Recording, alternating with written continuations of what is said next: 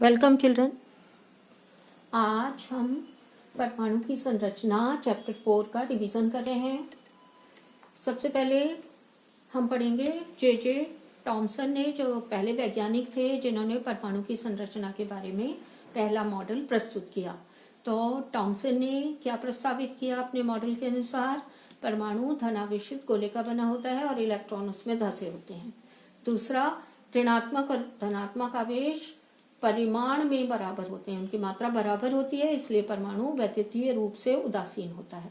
तो ये दो अवधारणाएं टॉमसन के परमाणु मॉडल की थी। परमाणु की संरचना से संबंधित उन्होंने सबसे पहले ये मॉडल प्रस्तुत किया और क्या बताया कि जो परमाणु की संरचना है वो धन आवेशित गोले का बना हुआ है। जैसे तरबूज में, अगर आप तरबूज को देखें तो उसमें लाल लाल भाग जो खाने वाला होता है उसमें काले काले बीज धसे होते हैं। उसी प्रकार उन्होंने कहा कि जो परमाणु है वो भी इस तरह धनावेशित है और उसमें छोटे छोटे इलेक्ट्रॉन के रूप में, जो छोटे छोटे बीजों के रूप में इलेक्ट्रॉन धसे हुए हैं। तो इसकी कमियां क्या थी बच्चों? ये मॉडल उन्होंने दिया, मगर इसमें जो कमी पाई गई जिसकी वजह से इसको सार्वजनिक रूप से एक्सेप्ट नहीं किया गया। तो टॉमसन की क्या कमी थी? दूसरे वैज्ञानिकों द्वारा किए गए प्रयोगों के परिणामों को इस मॉडल के द्वारा नहीं समझाया जा सका। क्या हुआ? जो दूसरे वैज्ञानिकों ने प्रयोग किए थे उनके परिणाम जो निकले थे, रिजल्ट्स जो निकले थे, उनके परिणामों को इस मॉडल के द्वारा नहीं समझाया जा सका, इसीलिए सार्वजनिक रूप से इस मॉडल को एक्सेप्ट नहीं किया गया। इसके बाद रदरफोर्ड, जो अर्नेस्ट रदरफोर्ड थे, उन्होंने अपना मॉडल प्रस्तुत किया। तो उन्होंने अपने मॉडल में क्या बताया बच्चों? उनके अनुसार उन्होंने जो प्रयोग किया बच्चों, उन्होंने बताया कि उन्होंने एक सोने की पतली पन्नी ली और अपने प्रयोग में तेज गति से चल रहे अल्फा कणों को सोने की पन्नी पर टकराया। अब क्वेश्चन उठता है कि उन्होंने सोने की पन्नी को क्यों चुना या किसी और धातु की पन्नी को क्यों नहीं लिया? क्योंकि रदरफोर्ड बहुत पतली परत चाहते थे और आपको पता है सोना बहुत अच्छी आघात वर्धनीय या मैलिएबल धातु है जिसकी बहुत पतली परत बनाई जा सकती है, इसलिए उन्होंने सोने को चुना और उसकी पतली पन्नी ली। उस पर उन्होंने क्या किया? यह पन्नी जो थी वो 1000 परमाणुओं के बराबर मोटी होती है, मतलब बहुत फाइन या बहुत पतली पन्नी होती है बच्चों। तो उन्होंने इस पर अल्फा कण को टकराया। अल्फा कण क्या होते हैं? अल्फा कण द्विआवेशित हीलियम कण होते हैं। ये धनावेशित होते हैं। इनके ऊपर कौन सा आवेश होता है? धन आवेश होता है, पॉजिटिव चार्ज होता है। इनका द्रव्यमान 4u होता है और इन कणों में पर्याप्त ऊर्जा होती है, ये बहुत तेजी से गति करते हैं। तो उन्होंने इन कणों को उस पतली पन्नी पर टकराया। जब उन्होंने पतली पन्नी पर ये अल्फा कणों को टकराया तो क्या हुआ बच्चों? तो उन्होंने देखा कि बहुत सारे कण जो थे वो पन्नी से आर पार सीधे निकल गए। ये सीधे निकल रहे हैं, ये उनके मॉडल का डायग्राम है। और यहाँ पर देखिए कुछ जो अल्फा कण है वो परमाणु से टकराने के बाद किसी किसी एंगल पर विक्षेपित हो रहे हैं, अर्थात टकराकर वापस लौट रहे हैं। और बहुत कम कण ऐसे थे जो 180 डिग्री पर, अर्थात जिस मार्ग से गए थे उसी मार्ग पर वापस आ गए थे। तो इस प्रयोग के द्वारा उन्होंने क्या परिणाम निकाले? उन्होंने परिणाम निकाले, नंबर 1, परमाणु के भीतर का अधिकतर भाग खाली है, क्योंकि बहुत सारे अल्फा कण सीधे निकल गए थे। तो उन्होंने परिणाम निकाला कि अधिकतर भाग खाली है क्योंकि अधिकतर कण बिना विक्षेपित हुए पन्नी से सीधे निकल गए हैं। बहुत कम कण अपने मार्ग से विक्षेपित हुए, जिससे क्या पता चलता है? परमाणु में धनावेशित भाग बहुत कम है।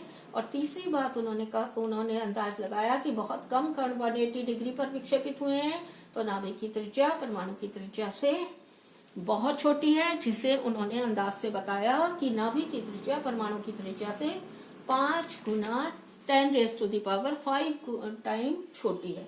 तो ये बहुत छोटी होती है। तो अपने इन परिणामों के आधार पर उन्होंने क्या किया, अपना नाभिकीय मॉडल प्रस्तुत किया।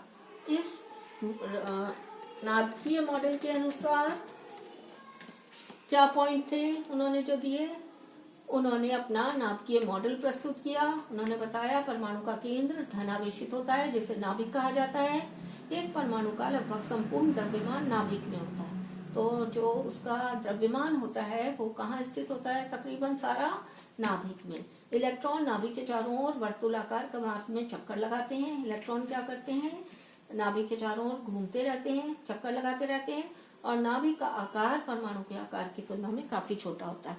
ये इनका रदरफोर्ड का क्या था, नाभिकीय मॉडल जो इन्होंने प्रस्तुत किया। अब रदरफोर्ड के परमाणु मॉडल में कौन सी कमी रह गई थी और उनकी कमियों को कैसे दूर किया। तो बच्चों, रदरफोर्ड के परमाणु मॉडल में जो कमी निकाली गई वो क्या थी, वर्तुलाकार मार्ग में चक्रण करते हुए इलेक्ट्रॉन का स्थायी हो पाना संभावित नहीं है। वैज्ञानिकों का क्या कहना था कि जब वर्तुलाकार मार्ग में इलेक्ट्रॉन चक्कर लगाते हैं तो कोई भी आवेशित कण जब गोलाकार कक्ष में त्वरित होगा तो त्वरण के दौरान क्या होगा, आवेशित कणों से ऊर्जा का विकिरण होगा। विकिरण यानी निकलना, तो उनकी ऊर्जा का ह्रास होता जाएगा, ऊर्जा निकलती जाएगी, और इस प्रकार क्या होगा, स्थायी कक्ष में घूमता हुआ इलेक्ट्रॉन अपनी ऊर्जा विकिरित करेगा और नाभिक से टकरा जाएगा। और अगर वो नाभिक से टकरा जाता है तो परमाणु स्थायी नहीं हो सकता। तो उन्होंने क्या बताया, वर्तुलाकार मार्ग में चक्रण करते हुए इलेक्ट्रॉन का स्थायी हो पाना संभावित नहीं है। ये क्या थी, ये थी रदरफोर्ड के परमाणु मॉडल की सबसे बड़ी कमी। इसको दूर कैसे किया गया, इसको दूर करने के लिए नील्स बोर नामक वैज्ञानिक ने अपनी अवधारणा प्रस्तुत की। उनकी अवधारणा क्या थी, रदरफोर्ड की कमियों को दूर करने के लिए नील्स बोर ने परमाणु की संरचना के बारे में 2 अवधारणाएं प्रस्तुत की जिससे इस कमी का निराकरण किया गया। तो पहला पॉइंट क्या दिया उन्होंने, इलेक्ट्रॉन केवल कुछ निश्चित कक्षाओं में ही चक्कर लगाते हैं। अर्थात इलेक्ट्रॉन ऐसे ही चक्कर नहीं लगाते, एक विशेष प्रकार की या निश्चित कक्षाओं में चक्कर लगाते हैं जिन्हें उसने क्या नाम दिया, विविक्त कक्षा। क्या कहते हैं उसको, विविक्त कक्षा कहते हैं। जब इलेक्ट्रॉन इस विविक्त कक्षा में चक्कर लगाते हैं तो उनकी ऊर्जा का विकिरण नहीं होता। क्या होता है, उनसे ऊर्जा का ह्रास नहीं होता, ऊर्जा नहीं निकलती। इन कक्षाओं को उसने ऊर्जा स्तर नाम दिया, और या इनको कोश भी कह सकते हैं कक्षा, और या उसने इनको ऊर्जा स्तर दिया, ऊर्जा स्तर नाम दिया। अब हम जानेंगे कि ये ऊर्जा स्तर क्या नाम दिए गए और ऊर्जा स्तर में इलेक्ट्रॉन जो हैं किस प्रकार कक्षाओं में घूमते हैं। तो यहाँ पर देखिए, ये नाभिक है जो बीच में आपको दिखाई दे रहा है। ये क्या है, उसका परमाणु का नाभिक है। नाभिक में कौन कौन से कण हैं, प्रोटॉन और न्यूट्रॉन। प्रोटॉन को हम स्मॉल p से रिप्रेजेंट करते हैं और न्यूट्रॉन को हम स्मॉल n से। रदरफोर्ड के अनुसार नाभिक की त्रिज्या जो है वो पूरी परमाणु की त्रिज्या के अनुपात में बहुत छोटी होती है। दूसरी बात, जो नाभिक होता है वो परमाणु का पूरा द्रव्यमान जो है वो परमाणु द्रव्यमान नाभिक में स्थित होता है। इलेक्ट्रॉन क्या करते हैं, जिनको हम स्मॉल e से रिप्रेजेंट करते हैं, वो नाभिक के चारों ओर चक्कर लगाते हैं। तो ये विविक्त कक्षाएं हैं। जो विविक्त कक्षाएं जिन्हें नाम दिया नील्स बोर ने, ये कक्षाएं हैं। इनमें जब कोई इलेक्ट्रॉन चक्कर लगाता है तो क्या होता है, उसकी ऊर्जा का ह्रास या ऊर्जा विकिरण नहीं होता। इन कक्षाओं को क्या नाम दिया गया, इन कक्षाओं को नाम दिया गया पहली कक्षा K, L, M, N। तो इस तरह इन कक्षाओं को नाम दिया गया n बराबर 1, यानी कि ये पहली कक्षा है, दूसरी कक्षा, तीसरी M और चौथी M। अब आपको पहले पता होना चाहिए कि कौन से 3 सब एटॉमिक पार्टिकल्स जो इलेक्ट्रॉन में, जो परमाणु में प्रेजेंट होते हैं। तो ये कौन कौन से कण हैं बच्चों, ये 3 कण हैं, प्रोटॉन, इलेक्ट्रॉन और न्यूट्रॉन। तो प्रोटॉन की खोज किसने की, प्रोटॉन का द्रव्यमान कितना होता है, ये सारी बातें आपको पता होनी चाहिए। तो नंबर 1 पर यहाँ पर देखिए, प्रोटॉन की खोज किस वैज्ञानिक ने की? प्रोटॉन की खोज ई गोल्डस्टीन ने की थी। प्रोटॉन को स्मॉल पी से रिप्रेजेंट किया जाता है। इसके ऊपर ये छोटा सा पॉजिटिव चार्ज है, मतलब इस पर 1 इकाई धनावेश होता है।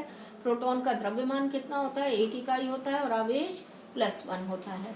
इसी प्रकार इलेक्ट्रॉन कैसा होता है बच्चों? इलेक्ट्रॉन की खोज किसने की?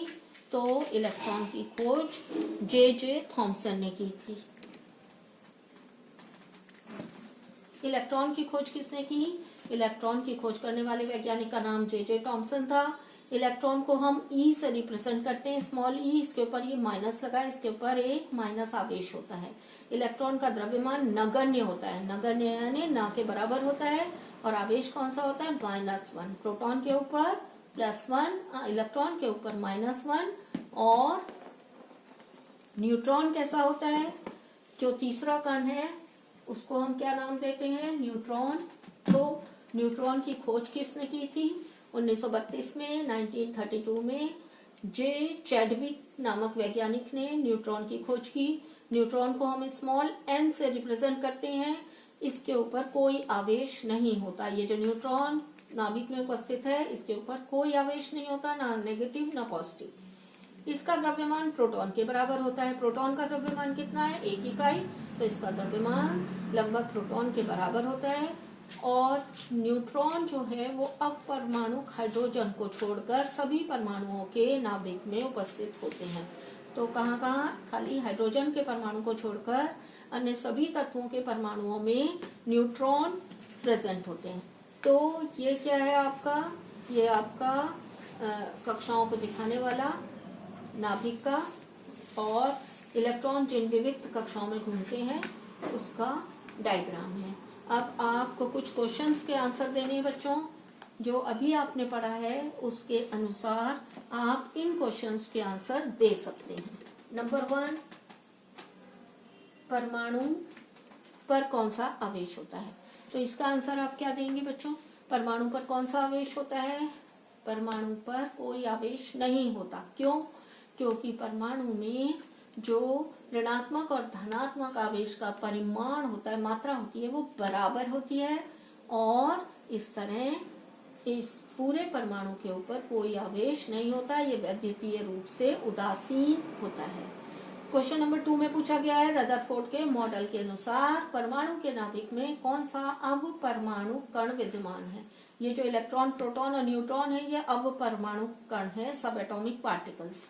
तो रदरफोर्ड के मॉडल के अनुसार परमाणु के नाभिक में कौन सा कण होगा बच्चों?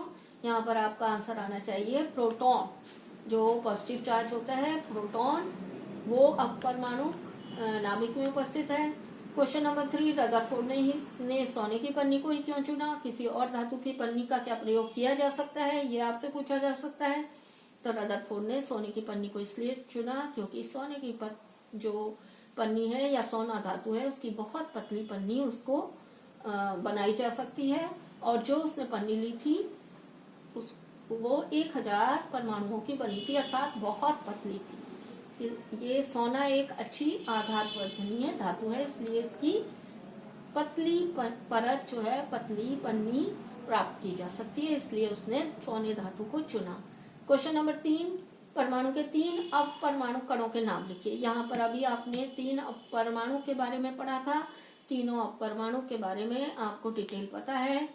प्रोटॉन पॉजिटिव चार्ज होता है, 1 इकाई द्रव्यमान होता है, नाभिक में उपस्थित होता है।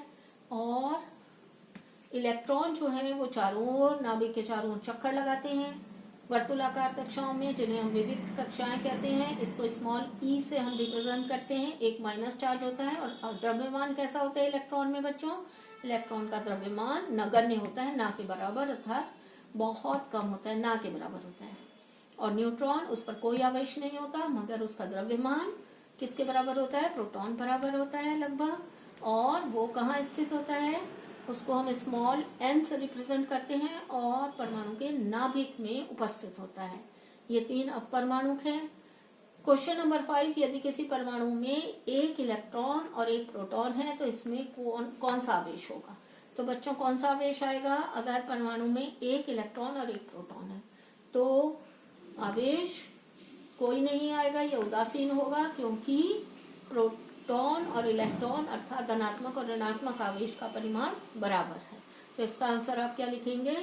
इसके ऊपर कोई आवेश नहीं होगा, ये वैद्युतीय रूप से उदासीन होगा। Thanks for watching. नेक्स्ट वाले वीडियो में हम विभिन्न कक्षाओं में इलेक्ट्रॉनों का वितरण कैसे होता है और कक्षाएं कैसे बढ़ती हैं, इलेक्ट्रॉन प्रोटॉन कहाँ घूमते हैं, किस तत्व को कैसे हम इलेक्ट्रॉनिक विन्यास लिखेंगे, ये जानेंगे।